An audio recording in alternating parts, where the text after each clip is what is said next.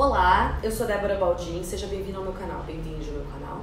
Hoje eu decidi fazer um vídeo pra vocês um pouco mais estruturadinho, faz algum tempo que eu não faço esse tipo de vídeo, pra compartilhar um pouco de acompanhado sobre uma certa escalada de uma ofensiva militar dos Estados Unidos na América Latina, principalmente agora no período da pandemia. A gente tende a achar pelo senso comum que no período de pandemia, porque todos os países teoricamente estão concentrados em tentar conter não só a crise sanitária, mas a questão econômica da crise, né, que isso não teria lugar, né? Inclusive porque logo no início da pandemia a gente viu várias manifestações de organismos multilaterais pedindo cessar fogo de conflitos e tal. A gente tende a achar que a preocupação dos governos das democracias burguesas é com a vida das pessoas, mas que não é mesmo. Então, para conversar com vocês um pouco sobre essa dimensão da escalada militar no período da pandemia, a conflitualidade dos Estados Unidos para com países da América Latina, alguns sinais dessa escalada, dessa ofensiva. É importante dizer que, por exemplo, o bloqueio econômico, financeiro e comercial ao qual esses países já estão submetidos, ele segue em pleno vigor, tá? Os principais atingidos por esse bloqueio são as populações, né?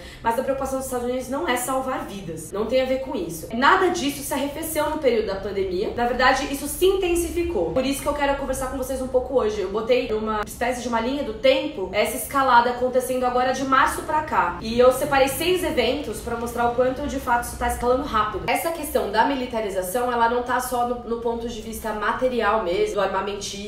Vai, obviamente, para um campo da ideologia do militarismo, da penetração das relações militares nas relações sociais como um todo. Coisa que o Trump estimula, o Bolsonaro estimula, a gente sabe que eles estimulam e não é à toa. E também não é por loucura ou qualquer coisa do tipo. Existem interesses materiais concretos por trás desse tipo de promoção. Os jornalistas sempre soltam essas matérias falando isso, que essa resistência do governo Maduro na Venezuela incomoda muito o Trump. E ele já declarou muitas vezes na imprensa que todas as opções estão na mesa para lidar com essa situação. O que eu quero mostrar é as faces dessas opções na mesa aí que estão postas pelo governo Trump nesse período e pra fazer a gente pensar mesmo sobre o que pode significar uma escalada da militarização das relações políticas aqui da América Latina e do Caribe. Quais serão os impactos disso, principalmente porque eu vou falar pouco do Brasil hoje, mas o Brasil, assim, pouco relativo aos outros atores que estão envolvidos nas questões, mas o Brasil está envolvido nisso, né? A gente sabe do alinhamento do Bolsonaro com o Trump. E o Brasil, apesar do rechaço da população a qualquer tipo de envolvimento do Brasil em conflitos externos, o Brasil, ele se envolve de maneira mais periférica do que países como a Colômbia, mas ele está envolvido sim nessa escalada. A primeira notícia que me chamou a atenção foi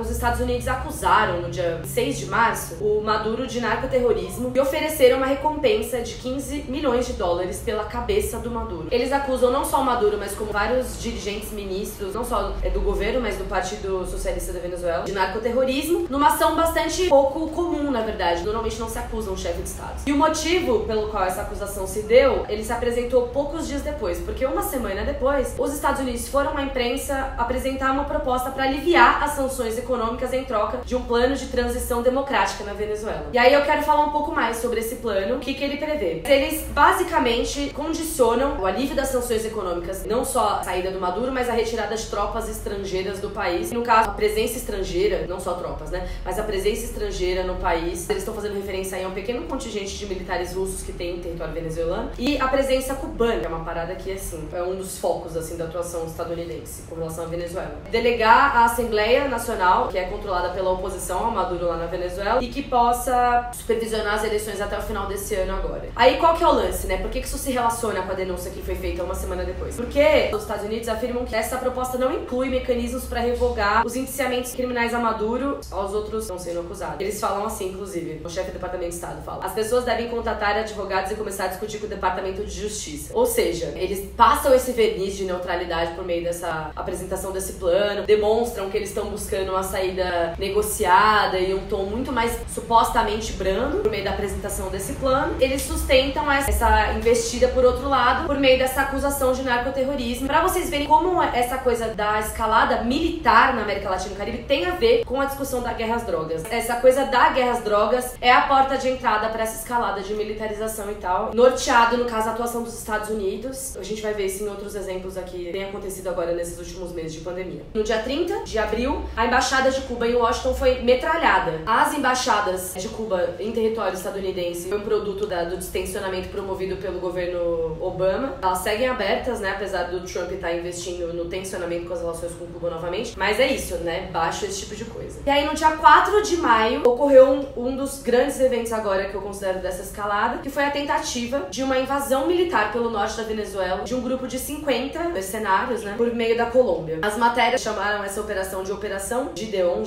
cujo líder era Jordan Woodrow, um ex-militar que participou de guerras no Iraque e Afeganistão como parte das forças especiais do exército estadunidense e que, depois que voltou dessa participação no exército, criou uma empresa de segurança chamada Silvercorp. Aí a gente tá vendo pra que esse tipo de empresa foi criada. A imprensa também divulgou que um assessor do Guaidó, o autoproclamado presidente da Venezuela, afirmou ter pago por essa investida. E aí o que aconteceu? Ex-militares estadunidenses, em conjunto com dissidentes do exército venezuelano, que estiveram em treinamento na Colômbia, tentaram invadir o norte da Venezuela e foram interceptados por serviços de segurança venezuelanos. Os Estados Unidos, obviamente, negaram participação nesse evento, mas todo mundo meio que relacionou isso a essa coisa de todas as opções à mesa, né? No dia 13 de maio, os Estados Unidos anunciaram a inclusão de Cuba numa lista unilateral de países, ou seja, uma lista elaborada somente pelos Estados Unidos para os Estados Unidos, numa lista de países que não colaboraram na luta contra o terrorismo promovida pelos Estados Unidos em 2019. Eu considero isso um grande elogio. Palmas pra Cuba.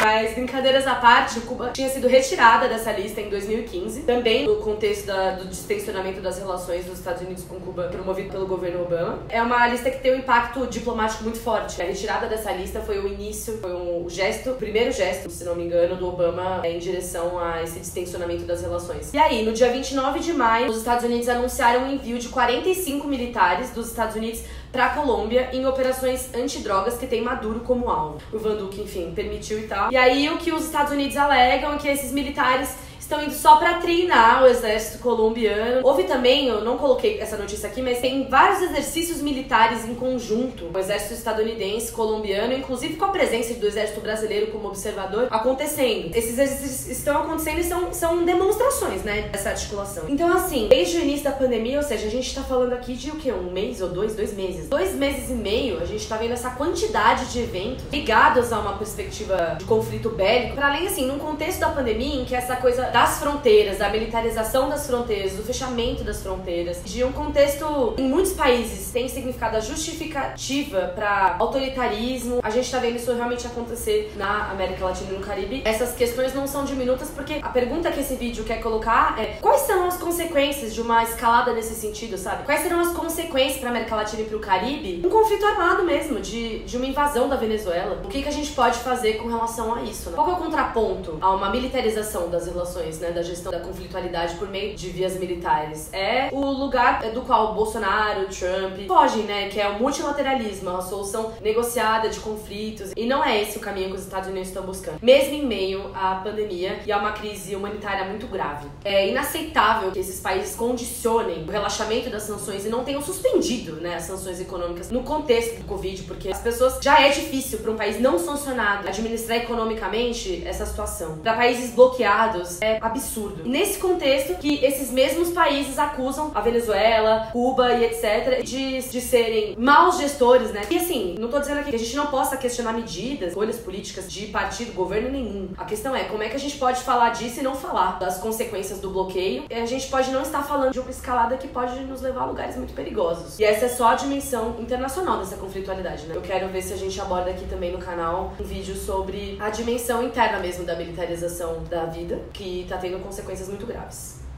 É isso. Todos os artigos e referências que eu citei aqui com as matérias falando sobre o que tá rolando vão estar na descrição. Apoie esse canal, a gente tem uma plataforma de apoio recorrente aqui para apoiar esse canal. Ele se financia única e exclusivamente por apoio dos espectadores. Então apoie, me siga nas redes sociais, se inscreva no canal e a gente se vê na próxima.